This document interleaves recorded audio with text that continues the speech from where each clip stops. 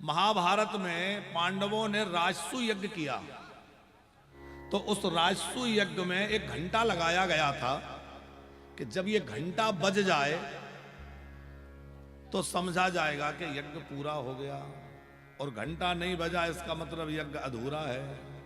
अब इतना बड़ा पांडवों का यज्ञ हो गया, हजारों हजार लोगों ने भोजन पाया, हजारों संतों ने भोजन पाया, ऐसी दक्षिणा दी गई कि जिसका क्या कहना। लेकिन उसके बावजूद भी घंटा नहीं बजा। अब पांडव परेशान हो गए, सारी जगत में हमारी थू थू होगी कि कैसा यज्ञ करा पांडवों ने कि घंटा तो बजा ही नहीं, इसका मतलब यज्ञ अधूरा है। द्वारिकाधीश के चरण पकड़ लिए, प्रभु आप तो सब जानते हैं, आप जिस यज्ञ में साक्षात विराजमान है, जिस यज्ञ को करवाने वाले बड़े बड़े महापुरुष ऋषि हैं, और जिसमें धर्मात्मा धर्मराज युधिष्ठिर बैठे हैं, वो यज्ञ अधूरा रह गया। तो कहा कि एक ऐसे महात्मा हैं जिन्होंने भोजन नहीं किया, और जब तक वो महात्मा भोजन करके तृप्त नहीं हो जाते तब तक घंटा नहीं बजेगा। कौन है वो महात्मा और कहां है? बोले हैं एक बस्ती में बैठे हैं, उनका नाम है वाल्मीकि। ये वाल्मीकि स्वपच थे। वो वाल्मीकि जिन्होंने रामायण लिखी है वो ब्राह्मण थे। ये महाभारत जो कहा जाता है कि वाल्मीकि स्वपच थे, तो वो ये वाल्मीकि हैं जिनकी महाभारत में कथा है।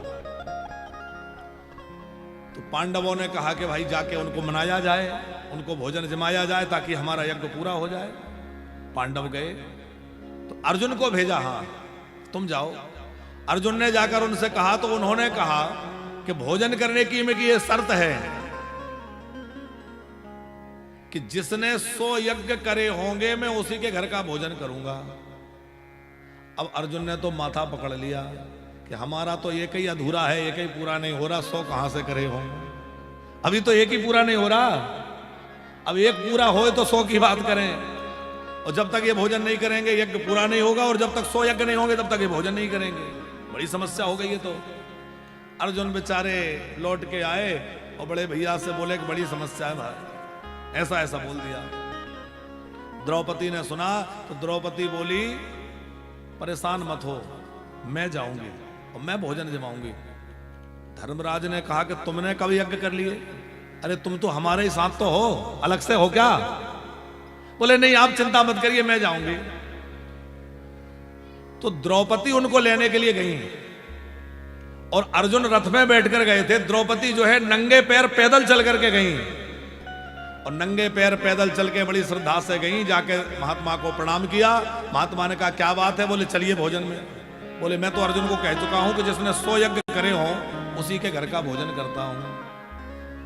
द्रौपदी ने हाथ जोड़ के एक बात कही, देखो पत्नियां यदि समझदार हों तो वो गृहस्थी भी बचा लेती हैं, धर्म भी बचा लेती हैं, और अपना सब कुछ बचा के अपने घर को आगे बढ़ा देती हैं। गृहिणियों की बड़ी जिम्मेवारी है।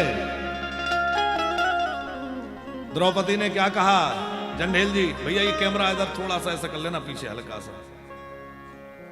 हाँ। तो द्रौपदी ने कहा कि महात्मन आप महापुरुषों से मैंने सुना है कि जब भी कोई संत मिलन के लिए जाता है तो एक एक पैर रखने से करोड़ों करोड़ यज्ञ का फल मिलता है। ये बात सुनी है कि नहीं आप लोगों ने? कि जब भी कोई निराभिमानी होकर श्रद्धा पूर्वक किसी संत का दर्शन करने जाता है तो एक एक पैर चलने से करोड़ों करोड़ों यज्ञ का फल प्राप्त होता है। महात्मा ने कहा बिल्कुल सही बात है। तो बोले मैं आपका दर्शन करने नंगे पैर बड़ी श्रद्धा लेकर आई हूं, तो क्या इतने कदम चलने में 100 यज्ञ नहीं हुए? महात्मा ने कहा देवी तेरे करोड़ों यज्ञ संपन्न हो गए, एक नहीं तेरे करोड़ों यज्ञ पूरे हो गए। संत मिलन को चालिए तज माया अभिमान, और जो जो पग आगे धरे ओटन जग समान। संत मिलन को चालिए संत को मिलने जाओ तो माया छोड़ के, अभिमान छोड़ के, अहंकार छोड़कर हम क्या है ये भूल जाओ, अपने अभिमान को गला दो। जब तक अभिमान नहीं गलेगा तब तक आपको संत दरस का लाभ नहीं मिलेगा। जब तक अभिमान नहीं मिटेगा तब तक आपको उनके वचनों का लाभ भी नहीं मिलेगा।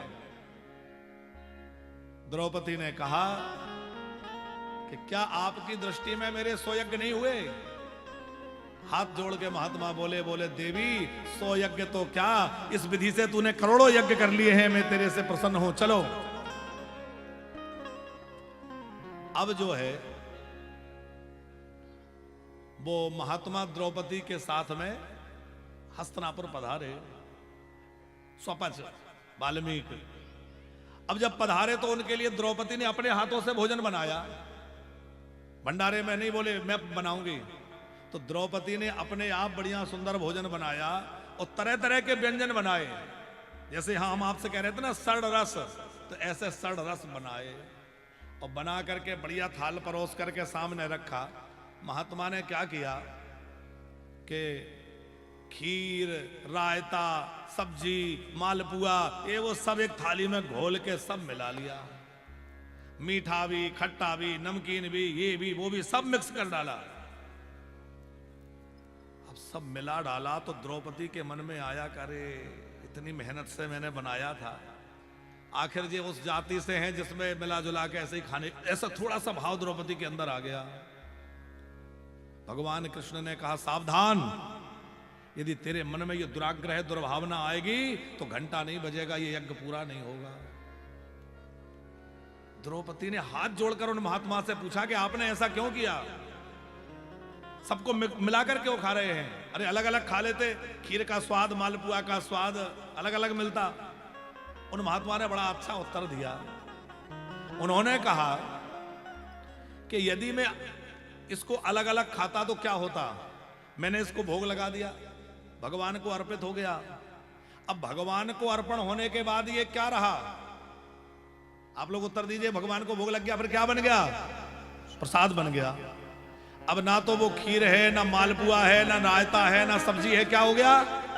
प्रसाद। अब यदि मैं अलग अलग खाऊंगा तो लगेगा खीर ज्यादा अच्छी है, ये सब्जी थोड़ी कम अच्छी है, ये व्यंजन थोड़ा ज्यादा अच्छा है, ये थोड़ा कम अच्छा है। जो कम अच्छा लगेगा उसके प्रति अपराध हो जाएगा कि नहीं, क्योंकि वो भी प्रसाद हो चुका।